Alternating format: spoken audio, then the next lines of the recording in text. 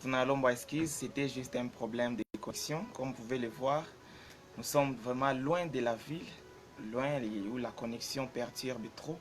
Alors, Bilikatika, tunaendelesha. Amen, amen. Je disais que les gens se perturbent aujourd'hui. Les gens partent des églises pour chercher moto, bien-aimé. Moto itaanza ni kwako. Si toi tu as la foi, tu dois provoquer les miracles. Si nous lisons bien la Bible, quand Jésus produisait des miracles, quand Jésus guérissait les malades, Jésus ne disait pas, il n'avait même pas dit que Wendemi na kuponesha. Mais Jésus disait ceci, va, ta foi t'a sauvé. Donc, pour avoir une guérison, pour que les promesses s'accomplissent, amen, nous devons avoir la foi. Ça doit d'abord commencer dans nos têtes, ça doit d'abord commencer chez nous, dire que non, moi je sais que si je pars demain à l'église, que si demain je chante une louange forte, que si demain j'adore fortement, les portes vont s'ouvrir. Il faut avoir la foi. Et non pas chercher des pasteurs et des pasteurs pour dire que ou l'enjeu konamoto, ou l'enjeu konamoto. Mon frère, ma soeur, je suis venu te dire ce soir, je suis venu nous dire, je suis venu nous exhorter. Il faut tukue na imani. Car la foi a une très grande puissance. Quand Jésus guérissait les malades, il disait, va, ta foi t'a sauvé. Donc la foi provoque des miracles. Je t'ai dit au début que je vais t'expliquer la puissance de la foi. Je vais t'expliquer les merveilles de la foi. Je vais t'expliquer les ennemis aussi de la foi. Car la foi, c'est vraiment une très grande chose dans notre chrétienté. Il faut savoir que la foi impose les surnaturels sur les naturels. Les choses que la biologie ne t'expliquera jamais, la géographie n'expliquera jamais, mais la foi t'expliquera ces choses. Imaginez Josué qui arrive à stopper le soleil. Il dit, le soleil, stoppe-toi, arrête-toi là. Élie qui arrive à arrêter la pluie, à couper la pluie pendant 3 ans et demi. La foi impose les surnaturels sur les naturels. Les choses que la biologie n'expliquera jamais. Les choses que la géographie n'expliquera jamais. Mais la foi t'expliquera ça. La foi accomplit les promesses. La foi fait à ce que les promesses puissent se réaliser, puissent s'accomplir dans ta vie. Laisse-moi t'expliquer, bien-aimé.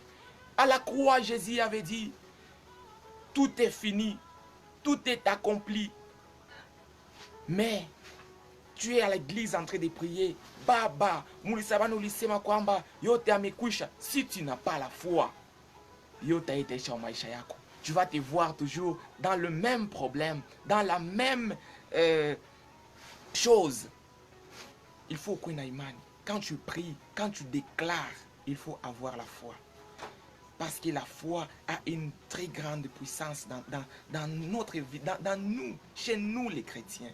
Nous devons avoir la foi. La foi provoque des miracles, comme je l'ai dit. La foi provoque des miracles. La femme qui avait le sang qui coulait, elle n'avait pas entendu que Yesu amwite, mais elle avait dit que si je touche sa tunique, kama mi nagusa nkanzu yake, nagusa nguo yake, je suis sûr que mitapona. Est-ce qu'il y a quelqu'un qui peut se dire que kama mie nafanya hivi, mie nitataisha hii maisha?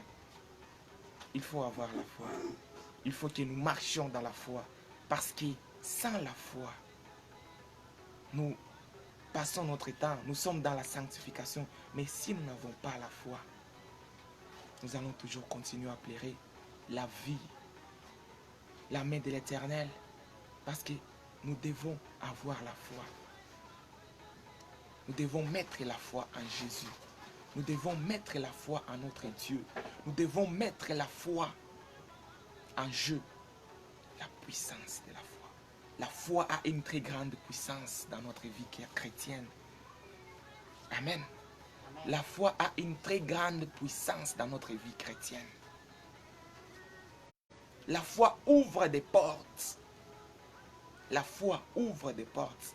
Esther, quand on lui avait annoncé le problème des enfants d'Israël, ce que Aman avait fait, elle connaissait, elle était au courant que si j'entre chez le roi sans la permission, je serai lapidé, je serai pendu, selon les règlements de ces pays. Mais elle avait dit que moi je vais entrer, Mintaingia, je vais aller voir le roi. Nous connaissons tous la suite. Qu'est-ce qui s'était passé quand Esther était entrée pour aller voir le roi? Amen. Ayons la foi, bien-aimés. Je suis venu juste t'exhorter. J'ai dit que je ne vais pas parler aujourd'hui, car la fois prochaine, nous essayerons d'entrer en profondeur. Aujourd'hui, je n'allais pas faire ces directs, mais comme je l'avais promis et comme Dieu m'avait dit vraiment de le faire, me vu aux intempéries, d'ailleurs là où je suis, il pleut vraiment. Et il pleuvait au fait, c'est pour cela qu'on a commencé en retard. Et en plus, les intempéries, je ne suis pas vraiment à l'aise. Vous pouvez voir même, il y a des gens qui entrent, des gens qui parlent à côté, parce que je suis un peu quelque part comme ça. Mais la fois prochaine, nous essayerons d'entrer en profondeur. J'essaierai de t'expliquer la puissance de la foi. En quoi est-ce que la puissance, la foi plutôt, nous aide dans notre chrétienté? Et je finirai aussi par t'expliquer les ennemis de la foi. Quels sont les ennemis de la foi? Qu'est-ce qui combat ta foi? C'est quoi en fait les ennemis de ta foi, ma soeur, mon frère? J'essaierai de t'expliquer. Alors, ce soir, je vais chuter pour te dire qu'il faut avoir la foi. Il faut que nous marchions dans la foi. Car la foi déplace les montagnes. Les montagnes, ce sont tes problèmes. Les montagnes, c'est ta maladie. Les montagnes, c'est ce qui te tracasse jour et nuit. C'est ça les montagnes. Amen. Les montagnes, c'est ce qui te tracasse. C'est ce qui te mal. Donc, tu n'es pas vraiment dans ton confort. Tu n'es pas aisément. Tu ne vis pas ta vie. Ce sont les montagnes. Comme David et Goliath. David devant Goliath était comme une petite chose. Mais Goliath, les géants, par la foi, la Bible me dit que David a ramassé n'un fils que 4 pierres. Mais il n'a pas utilisé ces 4 pierres. Il n'a utilisé qu'une seule pierre. Un caillou d'ailleurs. Qu'il a utilisé pour tuer Goliath. Et toi, est-ce que tu es prêt pour tuer les Goliaths de ta vie? Est-ce que tu es prêt pour chasser les maladies de ta maison? Il ne faut pas aller dire que ce sont les sorciers. Non! Il y a certaines choses qui existent parce que nous les donnons la force. Tu donnes la force aux liens de la famille. Pourquoi? En train de dire que mi kamani ko vini malien est taïchadje. Si tu n'as pas la foi, tu ne pries pas. Il ne faut pas donner la force aux liens familiaux. Il ne faut pas donner la force aux sorciers. Si tu n'as pas la foi, tu es les sorciers, tu es le premier sorcier. Parce que tu sais que mon Dieu est puissant, mais tu n'agis pas. Tu es là en train de dire que mon Dieu est puissant, mais quand il y a un problème, ma soeur, il faut avoir la foi. Si tu es chrétien, il faut avoir la foi. Amen. Amen. Ayons la foi. Marchez dans une chrétienté, que ta chrétienté soit remplie de sanctification, mais il faut avoir aussi la foi. Il y a des gens qui passent leur vie dans l'église en train de prier, en train de prêcher, c'est bien. Tu passes ta vie, tu es vraiment chrétien, tu vis dans la sanctification. Mais quand tu meurs, on est dans mon moto. Je vais m'expliquer. Parce que les gens vont me dire, toi t'as quoi mon Christ ou atafanya mambo ya Mungu mais anaenda mumoto. Oui. Tu te retrouves, tu as passé ta vie, toute ta vie, dans la crainte de l'Éternel. Mais un jour, on te dit à l'hôpital que ta maladie est seulement à l'église. Et dès que tu vas à l'église, on prie pour toi, on dit de rester à l'église. Donc tu vois que c'est une éternité. Tu te dis que non, tu es tout à Moufoumou, parce que c'est une intervention rapide, bipone et tout. Arrivé chez les féticheurs, déjà unakufa. Réponds-moi. Est-ce que utaenda mumbingu ama utaenda mumoto.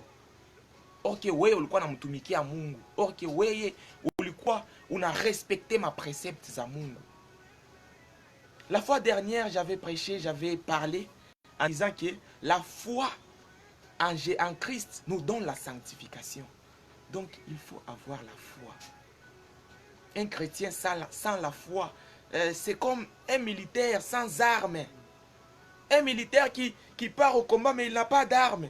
Tu vas aller faire quoi là-bas? Aller mourir. Amen. Il faut avoir la foi. Il faut marcher dans la foi. Il faut marcher avec Jésus. Il faut marcher et espérer et dire que non, mon Dieu est puissant. Il ne faut pas montrer aux gens que mon problème est plus grand, mon problème dépasse. Mais il faut dire aux gens que mon problème dépasse, mon Dieu dépasse mon problème. Dis plutôt à ton problème que j'ai un Dieu, un grand Dieu.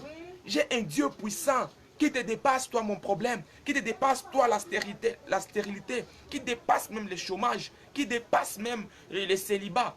C'est Dieu-là. Il faut avoir la foi en lui. Il faut avoir la foi en ces dieux. Nous nous excusons parce que nous sommes vraiment dans un endroit, mais c'est une maison qui est en plein chantier. Alors je me suis dit juste que ni bébé attaque à coin, ni seme na taifa ya Mungu. Amen. Ayons la foi.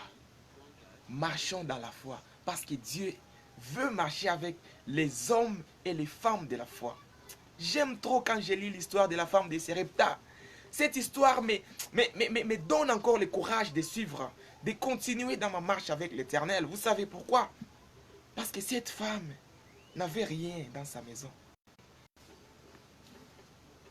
L'homme, elle avait préparé les pains pour l'homme de Dieu. Elle qui avait dit d'abord que je n'ai rien dans ma maison, il n'y a que quelque chose pour moi et mon fils. En fait, nous mangeons et puis nous mourrons. Donc nous allons manger et puis nous allons mourir après. Mais l'homme de Dieu l'a dit, prépare d'abord pour moi. Il a préparé pour l'homme de Dieu. La Bible nous dit que mon nyumba yake amkukosa kate na bunga na mafuta. Amen. Alors, il faut avoir la foi. Marchons dans la foi. Aujourd'hui, je vais m'arrêter par ici. Mais notre thème vraiment est plus vaste.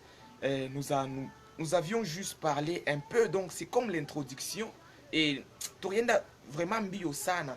La fois prochaine, tout à sema bien itemeyetu. Le dimanche prochain, si Dieu nous donne encore la vie, nous essayerons d'entrer un peu en profondeur. Et je finirai par vous donner les ennemis de la foi. Qu'est-ce qui empêche que imani yako ikomale? Donc, unajikuta leo unakuwa na imani kesho inaisha. Je vais te parler sur ça. Je remercie l'Éternel de m'avoir donné encore les temps. Malgré que je suis en plein travail, je suis en train de faire certaines choses. Mais il m'a encore donné cette opportunité de parler avec son peuple. La fois prochaine, nous serons bien confortablement, où nous vous parlerons un peu beaucoup plus sur la puissance de la foi. Mon nom est Force Kawaya. Certaines personnes me connaissent sur le nom de Forces Kawaya. Je vis entre Lubumbashi et Likasi, où je suis encore étudiant. Je passe souvent, donc ça c'est la deuxième fois. Et j'espère que nous allons encore continuer. Nous allons encore continuer. Que Dieu vous bénisse. Amen.